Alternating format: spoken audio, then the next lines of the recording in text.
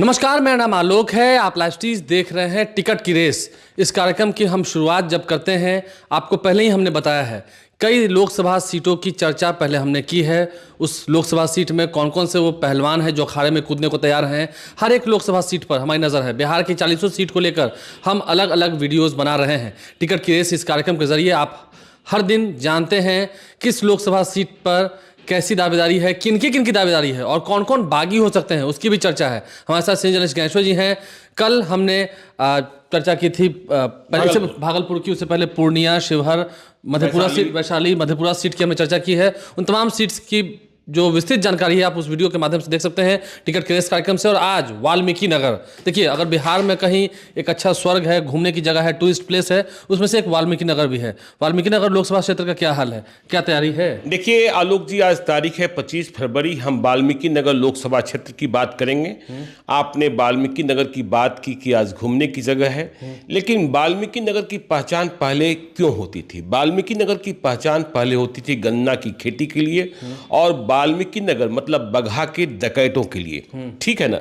लेकिन डकैत खत्म हो चुके हैं। 2 आईपीएस पदाधिकारी ऐसे रहे, रतन संजय और विकास वैभव, जिन्होंने वहां से दस्युओं का समूल नाश किया।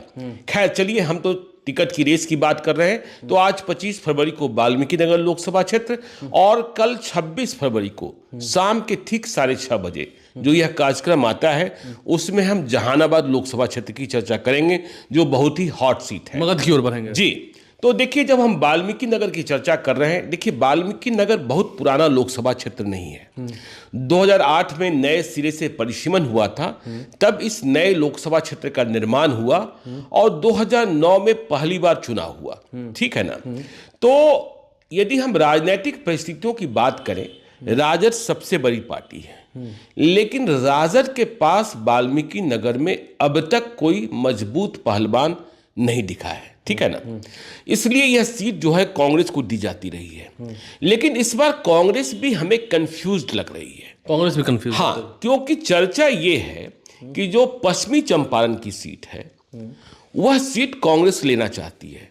देखिए, वाल्मीकि नगर में ब्राह्मण लड़ते रहे हैं, एक पक्ष ब्राह्मण का रहा है, ठीक है ना।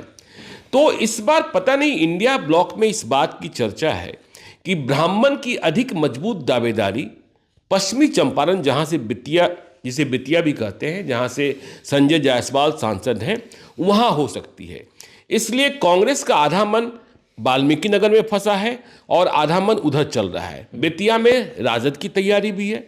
2019 में बेतिया सीट रालोसपा को दे दी गई थी लड़ने के लिए।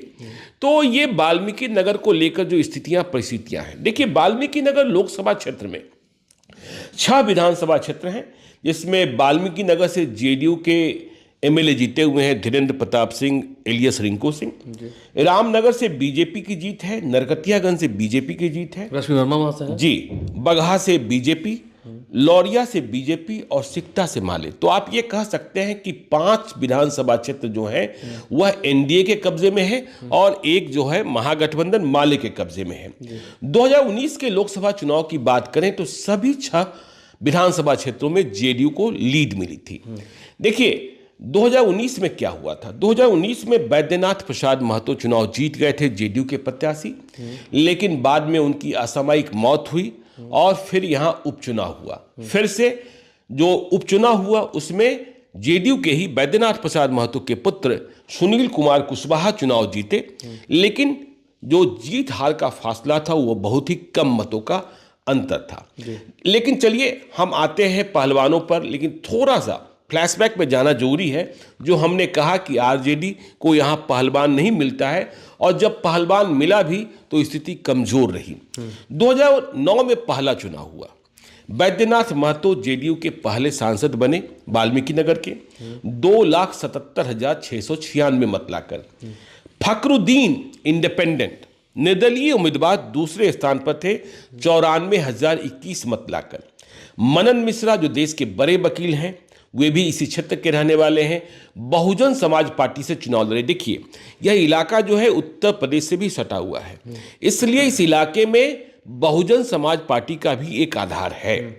और पिछले दिनों जब हम चर्चा कर रहे थे बहुजन समाज पार्टी के प्रदेश अध्यक्ष अनिल कुमार से, तो वे कह रहे थे कि जो कई क्षेत्रों में हम तैयारी कर रहे हैं उसमें वाल्मीकि नगर भी है, तो बसपा की दस्तक भी आपको देखने को मिल सकती है वाल्मीकि नगर में। तो 2009 में आरजेडी के हेवी वेट उम्मीदवार थे रघुनाथ झा, पूर्व सांसद, वे चौथे स्थान पर थे और उन्हें मात्र 45,699 मत मिला था। बैद्यनाथ महतो और निर्दलीय फखरुद्दीन के बीच जीत हार का फासला 1,83,675 मतों का था। देखिए 2009 में बैद्यनाथ महतो जीत गए जेडीयू से, पहले सांसद बने, लेकिन आपको पता है कि 2014 में नीतीश कुमार बिल्कुल अलग हो गए थे। वे तीसरी लड़ाई लड़ रहे थे, मतलब बीजेपी एनडीए की लड़ाई और उधर आरजेडी खेमे की लड़ाई। तो 2014 में नीतीश कुमार हार गए। जब हम बैद्यनाथ प्रसाद महतो की बात करते हैं, सुनील कुशवाहा की बात करते हैं, तो इसका मतलब इस क्षेत्र में कुशवाहा वोट का आधार है।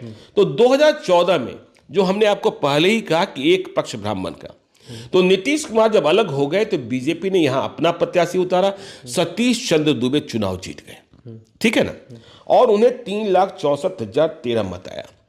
और देखिए तब कांग्रेस ने चुनाव लड़ा था, आरजेडी ने तब भी नहीं लड़ा, और कांग्रेस के पूर्णमासी राम चुनाव लड़े, 2,46,218 मत लाया और चुनाव हार गए। बैद्यनाथ महतो जो निवर्तमान सांसद थे वे तीसरे नंबर पर चले गए और उन्हें मात्र 81,612 मत मिला था। जीत हार का फासला 1,17,795 मतों का था। जब हम पूर्णमासी राम की चर्चा करते हैं, जो हमने कहा आपको कि वाल्मीकि नगर की पहचान जो है कभी दस्युओं के कारण, मतलब डकैतों के कारण और गन्ना की खेती के कारण, तो कभी पूर्णमासी राम के कारण भी रही।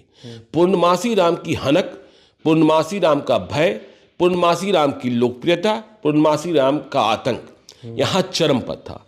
और इससे भी जो भय और आतंक था उसे भी विकास वैभव ने, जब वहां आईपीएस थे, एसपी थे, समाप्त किया, गिरफ्तार कर लिया था। जी, गिरफ्तार कर लिया था। तो समझिए पूर्णमासी राम की कहानी हो गई।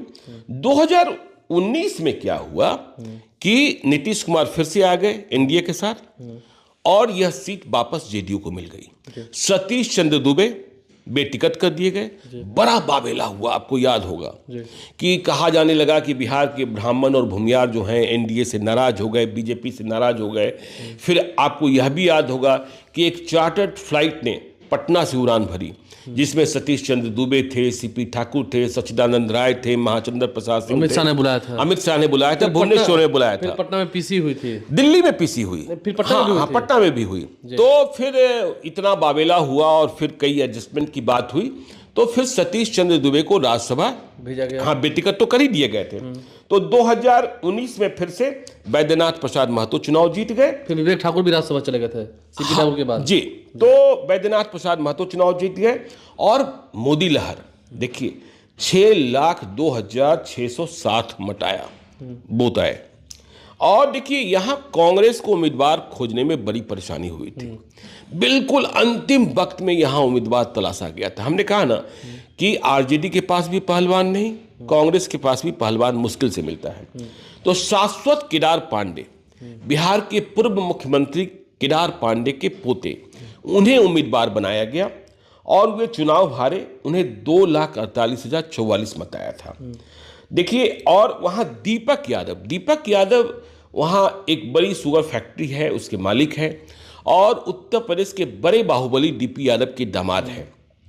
वे बीएसपी से चुनाव लड़ गए थे, उन्हें 62,963 मत आया था और जीत हार हुई थी 3,54,616 मतों से। तो बैद्यनाथ महतो जीत गए, बाद में असामयिक मौत हो गई। उपचुनाव हुआ, तो उपचुनाव में हमने क्या देखा, नोटिस करने की बात समझिए कि उपचुनाव मोदी लहर में 2019 का चुनाव हुआ, लेकिन जब उपचुनाव हुआ तो मोदी लहर नहीं था। लोगों ने समझा कि मोदी की सरकार तो बन ही गई, क्या करना है क्या नहीं करना है। तो यहां बैद्यनाथ महतो के बेटे को, मतलब सहानुभूति के आधार पर, संवेदना के आधार पर टिकट दिया गया जेडीयू की ओर से। सुनील कुमार महतो जेडीयू के उम्मीदवार बने, जीत भी गए, लेकिन बहुत थीन मार्जिन से। और यहां देखिए कांग्रेस ने उम्मीदवार बदला। उपचुनाव में शाश्वत केदार पांडे उम्मीदवार नहीं बने, परवेश मिश्रा दिल्ली के एक बड़े पत्रकार और जिनके बारे में कहा जाता है कि राहुल गांधी और प्रियंका गांधी से करीबी हैं, उन्हें यहां उम्मीदवार बनाकर भेजा गया। उनकी पहचान को लेकर संकट था, उन्हें कम लोग जान रहे थे, उसी इलाके से हैं। फिर भी देखिए लड़ाई बहुत कड़ी हुई और सुनील महतो 4,03,360 मठी ला पाए, जबकि उनके पिता को 6,02,660 वोट मिले थे। परवेश मिश्रा जो बहुत पहचाने हुए चेहरे नहीं थे, 3,80,821 मत लेकर आ गए और जीत हार 22,539 मतों के अंतर से ही हुआ। तो देखिए 2019 में कहां 3,54,000 का अंतर और उपचुनाव में 22,539। लेकिन यहां खेल बिगाड़ने वाले भी इस उपचुनाव में 2 उम्मीदवार थे। शैलेंद्र कुमार 1,09,711 मत ले आए थे। प्रेम कुमार चौधरी आरएलएसपी के उम्मीदवार थे, 52,396 मत ले आए थे। देखिए जब हम वाल्मीकि नगर की चर्चा करते हैं, ब्राह्मण की चर्चा करते हैं, यादव की चर्चा करते हैं, राजपूत की चर्चा करते हैं, तो यहाँ थारू की चर्चा भी महत्वपूर्ण हो जाती है। तो देखिए जब उपचुनाव हो रहा था और परवेश मिश्रा चुनाव लड़ने को आए हैं, तो मुझे याद है उस वक्त एक किस्सा चला था, एक कहानी बताई गई थी कि अखिलेश प्रसाद सिंह जो अभी मौजूदा कांग्रेस के अध्यक्ष हैं, तभी भी प्रभावी थे। वे बिहार के डीजीपी गुप्तेश्वर पांडे को कह रहे थे कि आप चलकर वाल्मीकि नगर लड़ लीजिए। तो वाल्मीकि नगर यदि गुप्तेश्वर पांडे उसमें लड़ गए होते उपचुनाव में, तो शायद आज सांसद होते, जो आज कथावाचक हाँ जो आज कथावाचक हैं। क्योंकि आपने देखा ही कितने थीन मार्जिन से हाँ वहां जीत हार का कम आंकड़ा रहा। हाँ अब परवेश मिश्रा की पहचान कम थी, गुप्तेश्वर पांडे की पहचान तो बड़ी थी ही, तो रॉबिन हुड वाले हाँ सब लोग जानते ही थे। तो ये सारा इतिहास वहां का है। अब देखिए अब आप कहेंगे कि अभी पहलवान कौन इस बार, हाँ इस बार पहलवान कौन है। तो देखिए जब हम पहलवान की चर्चा करते हैं तो सबसे पहली भिड़ंत वाल्मीकि नगर सीट को लेकर नीतीश कुमार और चिराग पासवान में हो रही है, जेडीयू और एलजेपीआर में। हाँ अब क्यों हो रही है, देखिए नीतीश कुमार की यह सीट है, जेडीयू की सीट है, कुशवाहा सांसद हैं, नीतीश कुमार इस सीट को छोड़ नहीं सकते हैं। नीतीश कुमार ने एनडीए के भीतर कह दिया है, बीजेपी को भी बता दिया है कि चिराग पासवान चाहे जितनी जिद करें हम त्याग नहीं सकते। क्यों नहीं त्याग सकते हैं, देखिए नीतीश कुमार लवकुश राजनीति के जनक हैं। उनके 3 कुशवाहा सांसद हैं, एक महाबली सिंह काराकाट से, दूसरे सुनील कुशवाहा वाल्मीकि नगर से और तीसरे संतोष कुशवाहा पूर्णिया से। तो महाबली सिंह को तो छोड़ना पड़ रहा है काराकाट, क्योंकि वहां उपेंद्र कुशवाहा चुनाव लड़ रहे हैं। तो नीतीश कुमार क्या सुनील कुशवाहा को भी छोड़ दें, तो फिर राजनीति कैसे होगी, लवकुश की बात कैसे होगी। लेकिन चिराग पासवान भी कह रहे हैं कि नहीं, हमें अपने प्रदेश अध्यक्ष राजू तिवारी को, हमने कहा ना ब्राह्मणों की सीट, राजू तिवारी जो हैं गोविंदगंज से विधायक भी रहे हैं, तो राजू तिवारी को हमें चुनाव लड़ाना ही लड़ाना है, इसलिए हमें यह सीट चाहिए ही चाहिए। तो वहां भिड़ंत नीतीश कुमार बनाम चिराग पासवान, फैसला अंतिम पंचायत में होगा। लेकिन यदि किसी सूरत में चिराग पासवान को वाल्मीकि नगर सीट नहीं मिलती है, तो राजू तिवारी के लिए वे क्या करेंगे। तो कहा जा रहा है कि सिवान राजू तिवारी को भेजा जा सकता है। सिवान सीट भी जो है जेडीयू की सीट है। हाँ तो सिवान सीट जेडीयू कैसे छोड़े। तो देखिए वहां मसला क्या फंसा हुआ है कि लवली आनंद की एंट्री जेडीयू में आप देख ही रहे हैं, आखिर शिवहर से ही होगी। हाँ शिवहर से ही होगी। तो वैसी स्थिति में क्या जेडीयू 2 राजपूतों को चुनाव लड़ाएगा, यह संभव नहीं दिखता है। तो यदि लवली आनंद शिवहर से उम्मीदवार होती हैं, तो जेडीयू को शायद सिवान सीट छोड़ना पड़े, ठीक है ना, तब राजू तिवारी की दावेदारी हो जाएगी। तो देखिए राजू तिवारी बनाम जो सुनील कुशवाहा, मतलब जेडीयू बनाम एलजेपी की लड़ाई है। लेकिन ऐसा नहीं है कि जेडीयू में सुनील कुशवाहा ही, क्योंकि देखिए उदाहरण दिया जा रहा है कि उपचुनाव में बहुत ही कम मार्जिन से सुनील कुशवाहा चुनाव जीते थे, जबकि सहानुभूति का लहर होना चाहिए था, पिता की मौत हुई थी। तो यहां और भी दावेदार हैं, पहलवान हैं। कौन है, भीष्म सहनी अपने लिए बहुत लिखा पढ़ी करा रहे हैं। देखिए यहां सहनी मतदाता भी हैं। भीष्म सहनी जो हैं एमएलसी हैं जेडीयू कोटे से, तो भीष्म साहनी भी चुनाव लड़ने की लगातार तैयारी में लगे। टिकट मिलेगा नहीं मिलेगा यह तो समय बताएगा, लेकिन हम पहलवानों की बात कर रहे हैं तो भीष्म साहनी भी।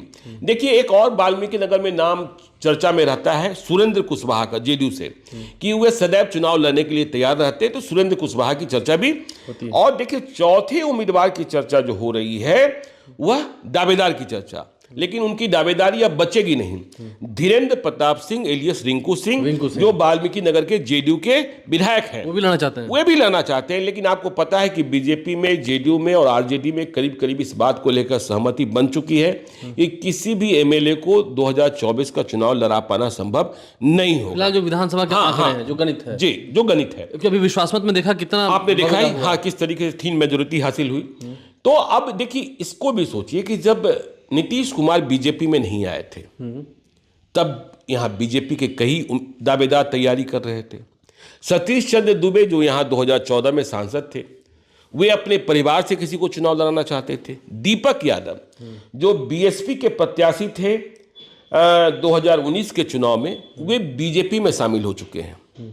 धन बल सब कुछ है, किसी चीज की कमी नहीं है, और 62,000 मत भी लाए थे, 63,000 कर लिए, 62,963। तो वे भी भाजपा से मजबूत दावेदारी कर रहे थे, लेकिन अब तो भाजपा कहीं रेस में है ही नहीं। रेस में तो जेडीयू और चुनौती जो है वो एलजेपी आरएसएस है, ठीक है ना। तो अब देखिए अब बात ये होगी कि जैसा हमने पहले ही कहा कि आरजेडी के पास यहाँ कोई पहलवान नहीं है। आरजेडी यह सीट आसानी से कांग्रेस को दे सकती है, लेकिन कांग्रेस की विश लिस्ट में अब तक हमने वाल्मीकि नगर का नाम नहीं सुना है अभी तक। हाँ, आरजेडी लेना चाहती है लेकिन कांग्रेस लेना नहीं चाहती है। तो फिर सीट जाएगी किसको? हाँ, यही समस्या है। देखिए आखिर में मुझे लगता है ये सीट कांग्रेस को ही जाएगी। तो अब कांग्रेस में देखिए प्रवेश मिश्रा जो उपचुनाव में हार गए, जो बड़े पत्रकार हैं, हाँ 22,539 मतों से, वे फिर से तैयारी कर रहे हैं और क्षेत्र में लगे हैं। क्या होगा क्या नहीं होगा ग्राउंड जीरो से रिपोर्ट हम जल्द बताएंगे, ठीक है ना। तो वे फिर से लगे।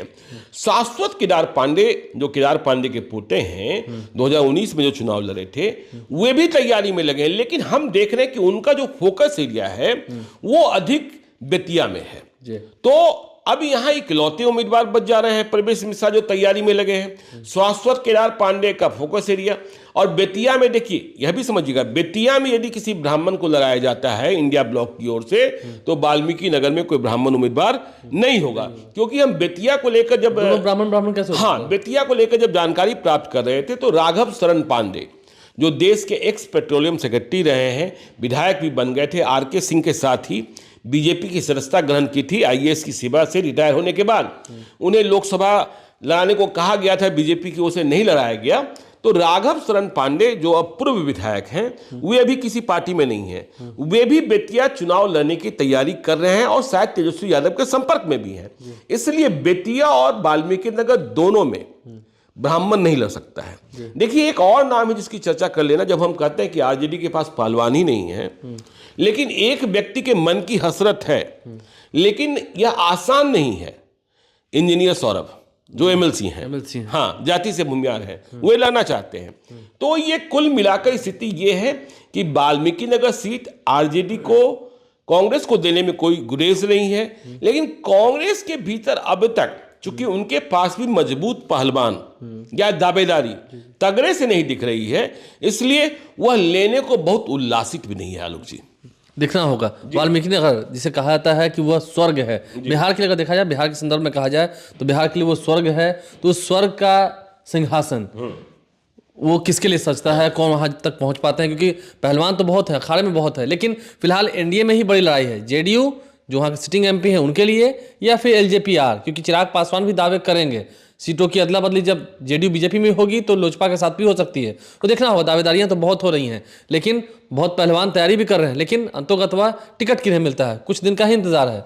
आप लाइव के साथ बने हैं, हमारे चैनल को सब्सक्राइब कर लें। साथ साथ कल जहानाबाद बिल्कुल वहाँ देखिए, वहाँ एक पंचायत में ससुर दामाद के बीच भी फैसला होना है। विस्तार से चर्चा कल करेंगे। हमारे चैनल को सब्सक्राइब कर लें। मगध सम्राट देखना होगा, हमारे चैनल को सब्सक्राइब कर लें, साथ साथ फेसबुक पेज भी लाइक करें। धन्यवाद।